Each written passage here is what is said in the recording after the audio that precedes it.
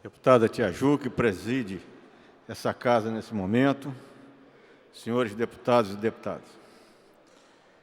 Não posso deixar também de discorrer sobre o polo de desenvolvimento, a audiência pública que tivemos, e vou seguir a mesma linha dos que já me antecederam, pelo menos de alguns que eu ouvi falar. O Estado do Rio, e eu não vou entrar nesse debate, porque já me posicionei no fórum, passa por uma crise que tem nome e sobrenome. Isso eu já abordei anteriormente aqui na parte da manhã. E essa crise que tem nome e sobrenome, ela precisa ser enfrentada com a participação de toda a sociedade fluminense. Apesar do cidadão lá, da ponta da linha, não ter sido responsável, não ter contribuído diretamente para esse caos que está acontecendo no nosso Estado, que mesmo tendo 2 governadores, não tem ninguém que resolva, esse caos precisa ser trabalhado, precisa ser enfrentado e precisa da ajuda, como falei, de toda a população. Não só do trabalhador, do funcionário público estadual, que volta e meia tem uma crise nervosa sem saber se o seu salário vai ser depositado ou não. Vemos isso aqui todo mês nessa casa, vemos principalmente nas organizações públicas fora dessa casa. Isso precisa ser colocado. E hoje vimos aqui a Firjan, que eu reconheço o valor desse segmento econômico da sociedade do Estado do Rio de Janeiro. Vemos a Firjan aqui fazendo um lobby a respeito de um projeto, contra um projeto do deputado Luiz Paulo Bruno Dauaire Lucinha, que pede uma moratória de mais ou menos 2 anos, o prazo está em discussão, nas isenções fiscais. Eu que venho de uma região que se beneficiou em muito das isenções fiscais, reconheço claramente, senhora presidente, a isenção como um importante instrumento de desenvolvimento. Reconheço isso claramente. Mas nós vivemos um momento na história brasileira e na história do Estado do Rio de Janeiro que não permite continuarmos, pelo menos por um período indeterminado, a praticar essa política de isenção fiscal.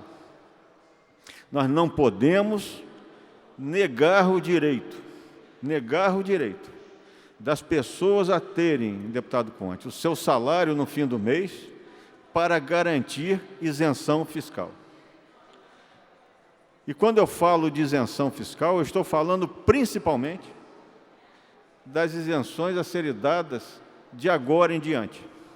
Eu entendo que, se for possível, e devemos fazer o possível para manter aquelas que já foram estabelecidas anteriormente, inclusive muitas com aprovação dessa casa. Entendo que elas devem ser mantidas, mas não podemos aceitar que esse mecanismo, repito, válido, mas totalmente inconveniente nesse momento, continue a ser ofertado com o simples intuito de trazer supostos aumentos em imposto de trabalho, supostos aumentos em arrecadação. Por que eu digo supostos? Porque, infelizmente, ficou claro isso aqui hoje, no fórum, existe uma obscuridade em torno dos resultados desses incentivos.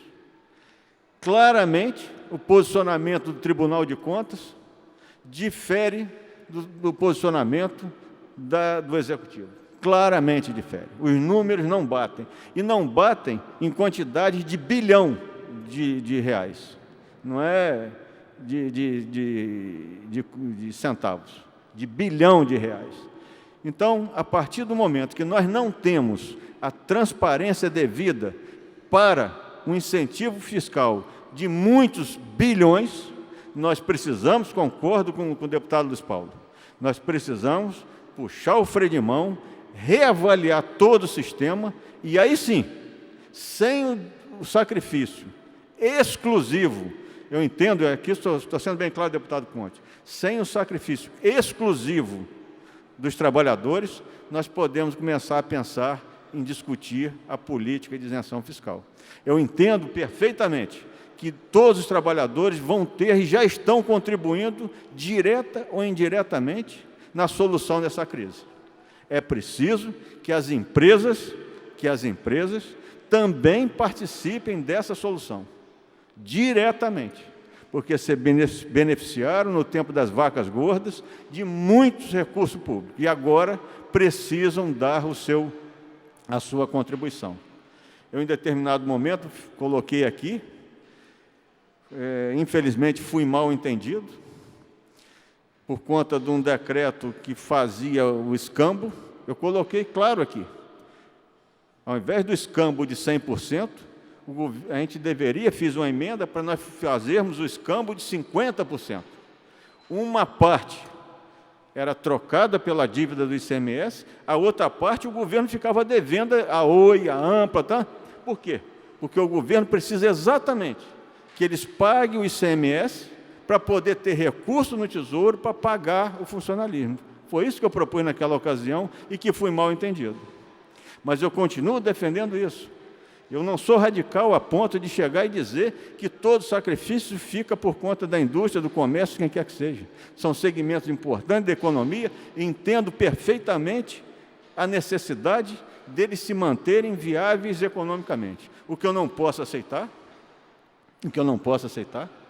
é exatamente que o governo deixe de fazer sua parte de sacrifício. Nós vimos aí, realmente não é um valor tão grande, mas é emblemático, aquilo que foi tirado dos 361 mil reais de alimento lá para o Palácio Guanabara e comprar mirtilo e framboesa, com certeza, frutas que não são essenciais, não são alimentos essenciais, representam num valor que não é muito grande, mas é emblemático. Por que o governo compra esse tipo de coisa? Se pede sacrifício dos outros, e aqui não é demagogia. Eu vejo isso aí como um deputado eleito. Vejo dessa maneira. Se eu peço sacrifício das pessoas, eu tenho que fazer a minha parte, eu tenho que me sacrificar também, essa casa tem que fazer isso também, ver aonde pode sacrificar, reduzir despesas. E fizemos, cedendo, as economias são usadas pelo presidente para amparar essa ou aquela, o ENF e outros setores. Então, todos os setores públicos precisam fazer a sua cota de sacrifício. Em segundo lugar, a atividade industrial e o comércio. Em terceiro lugar, e último lugar, o trabalhador. O trabalhador. Porque se no momento de crise, eu vou terminar minhas palavras, senhora presidente, se no momento de crise nós não tivermos aquele salário que estamos contando, e eu falo daqueles que recebem salários menores principalmente, e não tivermos uma saúde pública para ele pegar o filho que está doente, levar no hospital público e ser atendido devidamente e corretamente, de que vale o Estado? De que vale o Estado? O Estado precisa garantir esse mínimo. O mínimo é aquele salário minguado que ele fez jus no trabalho e uma saúde para ele levar um parente doente, porque ele não pode pagar um plano de saúde, ele depende do serviço público de saúde. E é isso que eu falo como objetivo básico de nós aqui, deputados, de procurarmos zelar por esse direito fundamental. Eu estou falando de direito fundamental. E como membro da Comissão de Educação, estou deixando até a educação fora, mesmo entendendo o valor e a necessidade. Mas, num momento de crise absoluta, pelo menos o salário e a saúde pública. Obrigado, senhora presidente.